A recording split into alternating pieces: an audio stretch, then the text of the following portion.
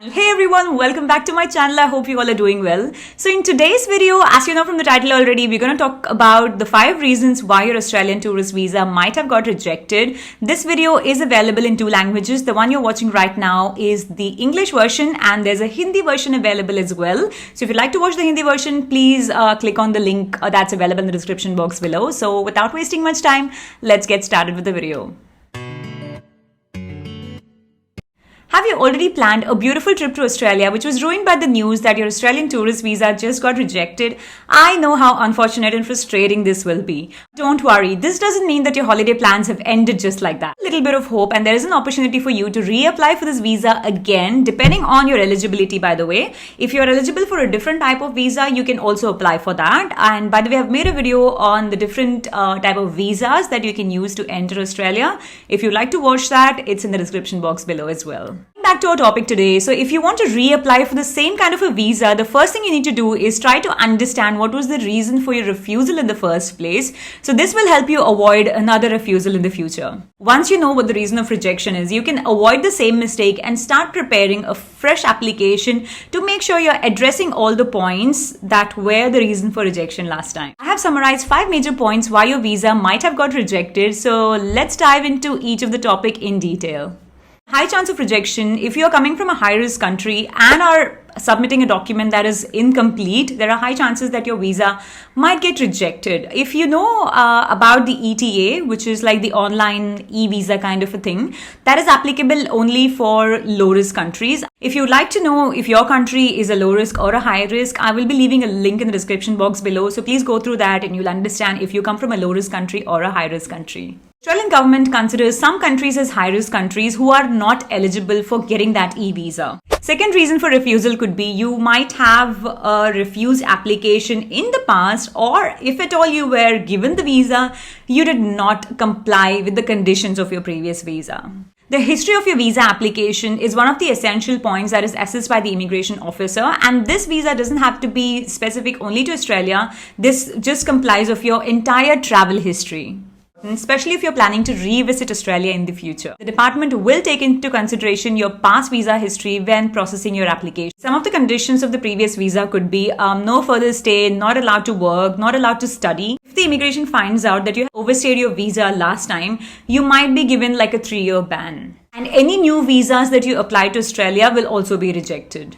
Third reason for rejection could be inconsistency in your visa application. So make sure whenever you're filling out the form, you are filling the information which is consistent throughout. Like you can't mention something on the first page and say something completely different on the 5th page, right? So that could be about your marital status or your income or your stay duration in Australia or things like that. I've created another video with the step-by-step procedure of how you can apply for a tourist visa yourself. So please go and watch that video. I'm sure it'll be really beneficial for you. Fourth reason of rejection could be lack of evidences in the application. This is one of the most common reasons why your application is getting rejected. You need all the requirements to be granted the Australian tourist visa. So for example, if you are claiming to have X number of funds in your bank account, make sure that you are submitting a bank statement with detail. It could be of 6 months, it could be of last 3 months, but make sure that whatever amount that you're claiming to have in your savings, that amount is reflected in your bank account. In terms of finances, there needs to be sufficient credits in your account on a regular basis. I mean, the account needs to be active, where you are, using it for your day-to-day purposes. You're also having a bit of a savings in your bank account. So if you're employed, maybe it could be your salary that's getting credited each month. Or if you are supported by somebody, like if you are a housewife or or maybe you're getting support from your children. So they also need to be sending you a particular amount of money. It doesn't matter how much the money is, but something needs to be consistent and it should be like an ongoing credit in your bank account. And also, if you are getting an invitation from a friend or a family member in Australia who is inviting you to come to Australia on a tourist visa, make sure that you're submitting the financial documents of your sponsor as well. So this is to prove that your sponsor is able to support you financially throughout your stay in Australia. Next proof of evidence is very important, where you need to prove that you are a genuine tourist who wants to return back to your own country. So you can prove these things by, submitting documents of your employment. If you are a student, you can submit documents of your, university, or if you're a school student, just your school documents, something that shows that you have ties back to your home country. And once your tourist visa is completed, your tenure is completed, you will be coming back to your own country. So this could be having a family here, or having wife here, having children here, having a job, having a property in your name. Mentioned earlier, one of the most common reason is the lack of evidence of incentive to return to one's home country. So make sure you submit as many documents as you can to prove that you are a genuine visitor and you intend to come back to your country after your tourist visa gets over.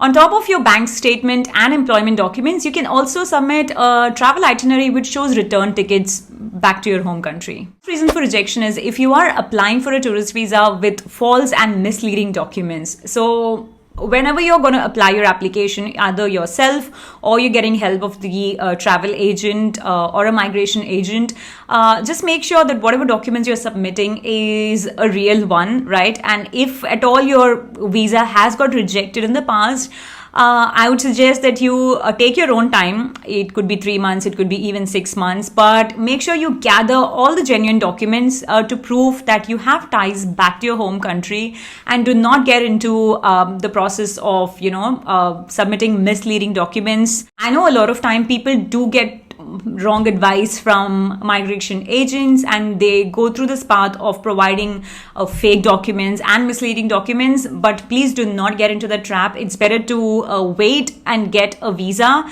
than choosing the wrong path and just getting into this whole trap. Because if you are caught submitting misleading documents or fake documents, there'll be a ban on you, and you won't be apply for any kind of a tourist visa again, or any kind of visa for that matter, not just tourist visa, for the next 3 years. So make sure you do not engage in such activities. Also, the department needs to be aware of any criminal convictions if you may ever had in Australia or in any other country that you have resided before.